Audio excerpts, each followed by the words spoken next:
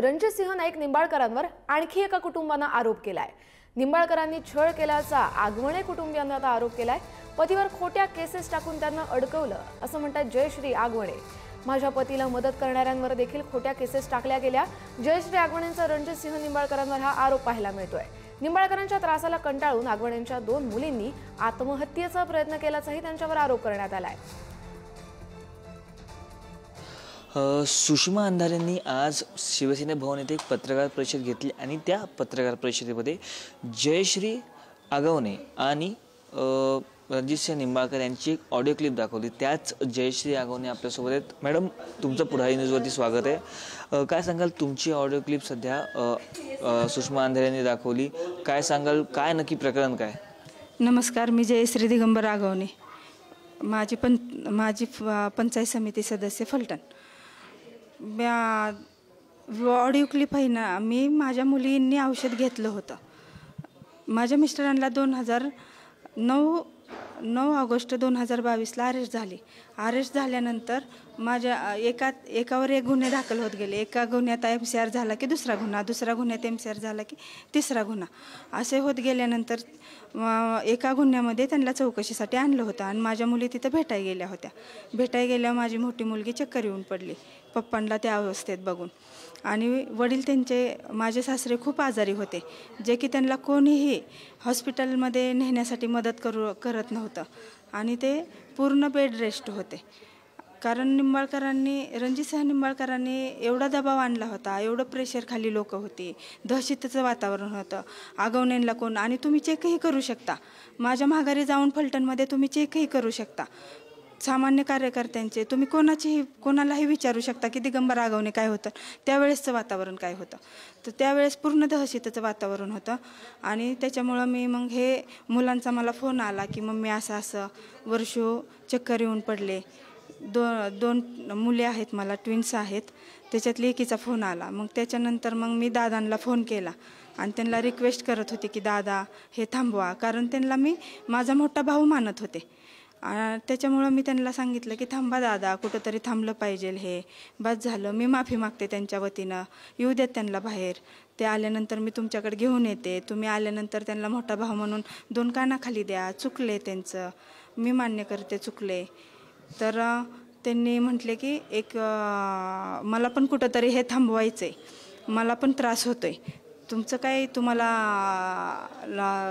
म्हणजे निंबाळकर पैसे, रामराजे निंबाळकर पैसे पुरवतात, माझं घरातलं जळते, त्याच्यामुळं हे थांबलं पाहिजे। पण आणि त्यांनी त्यांचा व्हिडिओ मागितला, रामराजे नाईक निंबाळकरांचा व्हिडिओ मागितला, मी त्याला नकार दिला। मी काय व्हिडिओ, तरी त्यांना म्हणलं होतं मी देते, बनवते, त्यावेळेस ते लोणंद कस्टडीत होते, पण त्यांना दयामाया आली नाही। त्यांनी मला म्हटले की तो व्हिडिओ आल्याशिवाय मी काही तुम्हाला म्हणजे समोरासमोर बसणार नाही आणि हे मिटवता घेणार नाही, आणि असं माझ्या संगती बोलतात ते। मी दुपारी त्यांना कॉल केला आहे आणि संध्याकाळी माझ्यावरती FIR दाखल होते।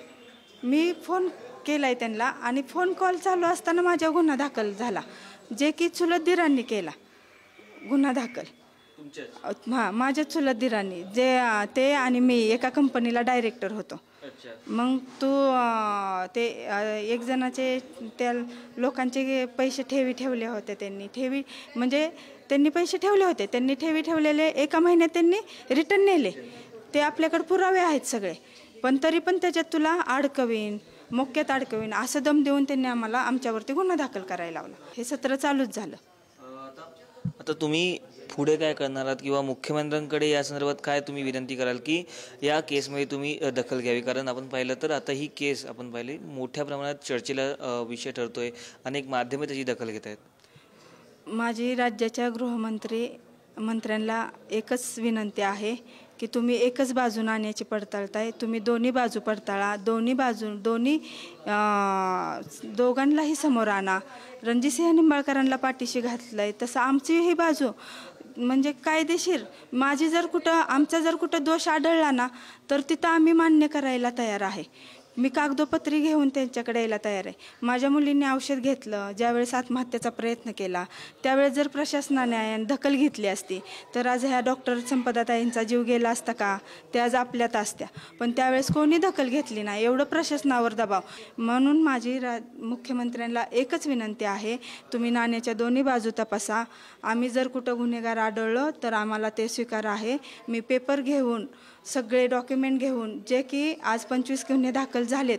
आम्ही निंबाळकरांवरती 2च गुन्हे दाखल केलेले, ते पण 156(3) खाली गुन्हा दाखल झाला. 26 कोटीचा 1 कोटीचा 26 कोटीचा गुन्हा आणि 10 लाखाचा गुन्हा संगती आमच्यावरती माझ्या मिस्टरांवरती 10 लाखाचा गुन्हा दाखल झाला. त्याच्यामुळं माझी विनंती आहे, तुम्ही मलाही डॉक्टर संपदाताईंलाही न्याय मागते आणि तुम्ही मला जिथं बोलवा तिथं मी पेपर घेऊन यायला तयार आहे. धन्यवाद. नक्कीच आपण पाहिलं तर ह्या होता जयश्री आगवणे. कॅमेरा पर्सन अमेसह मी पद्मेश पवार, पुढारी न्यूज, मुंबई.